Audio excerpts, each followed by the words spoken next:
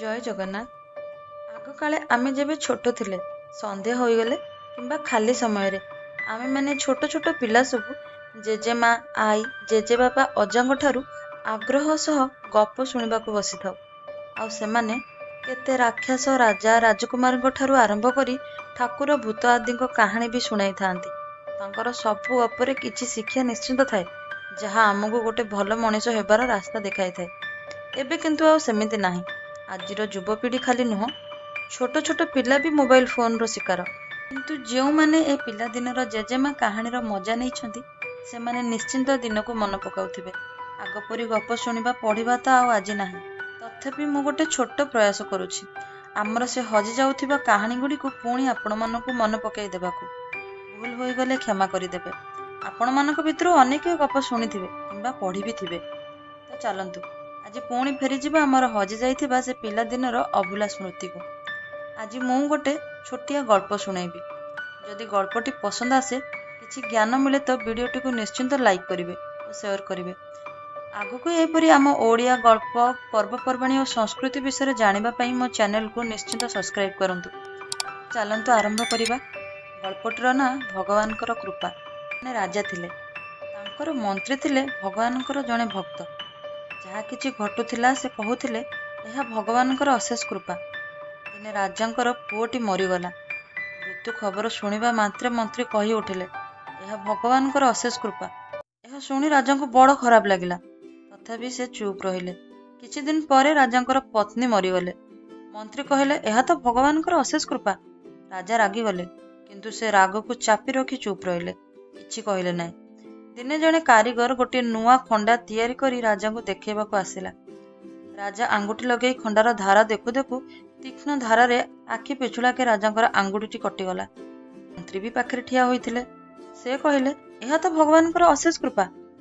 କଥା ଶୁଣି ରାଜାଙ୍କ ଅନ୍ତରରେ ଜମା ହୋଇଥିବା ସବୁ ଯାକ ରାଗ ଏକା ବେଳକେ ବାହାରି ପଡ଼ିଲା ଏବଂ ସେ ମନ୍ତ୍ରୀକୁ ତାଙ୍କ ରାଜ୍ୟରୁ ଅବିଳମ୍ବେ ବାହାରି ଯିବାକୁ ଆଦେଶ ଦେଲେ।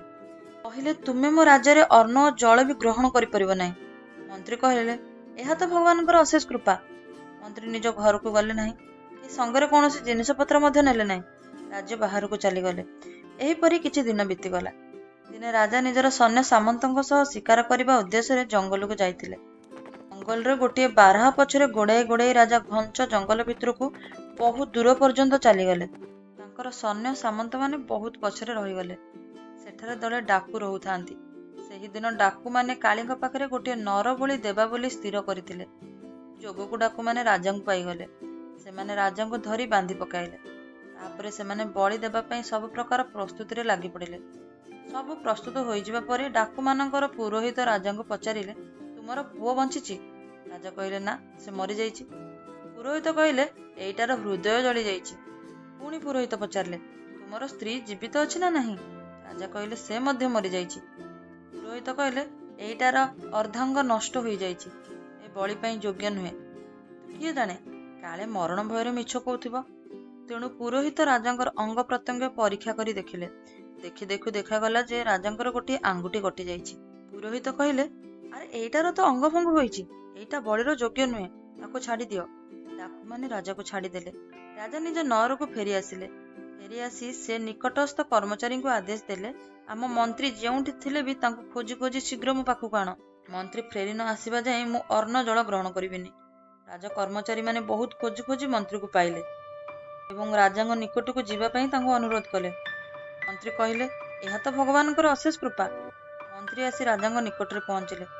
ରାଜା ତାଙ୍କୁ ଆଦର କରି ଆସନ ଦେଲେ ଏବଂ ନିଜର ଭୁଲ ପାଇଁ ପଶ୍ଚାତାପ କରି ଜଙ୍ଗଲର ସମସ୍ତ ବୃତ୍ତାନ୍ତ ଶୁଣାଇ କହିଲେ, ସେତେବେଳେ ମୁଁ ତୁମ କଥା ବୁଝିପାରିନଥିଲି।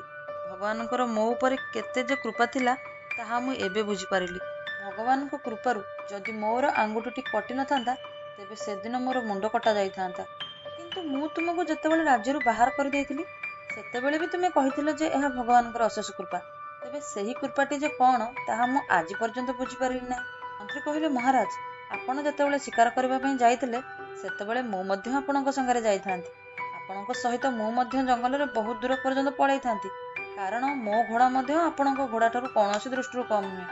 ଡାକୁମାନେ ଆପଣଙ୍କ ସହିତ ମୋତେ ମଧ୍ୟ ଧରି ନେଇଥାନ୍ତେ। ଆପଣଙ୍କର ଆଙ୍ଗୁଠି କଟି ଯାଇଥିବାରୁ ଆପଣ ସିନା ରକ୍ଷା ପାଇଗଲେ, କିନ୍ତୁ ସେଦିନ ମୋର ମୁଣ୍ଡ ନିଶ୍ଚୟ କଟା ଯାଇଥାନ୍ତା। ଭଗବାନଙ୍କ କୃପାରୁ ମୁଁ ଆପଣଙ୍କ ସଙ୍ଗରେ ନଥିଲି, ରାଜ୍ୟ ବାହାରେ ଥିଲି। ତେଣୁ ମୃତ୍ୟୁରୁ ରକ୍ଷା ପାଇଗଲି ଏବଂ ମୁଁ ପୁଣି ଥରେ ପୂର୍ବପରି ନିଜ ସ୍ଥାନରେ ନିଯୁକ୍ତି ପାଇଗଲି। ଏହା ଭଗବାନଙ୍କର ହିଁ ତ କୃପା।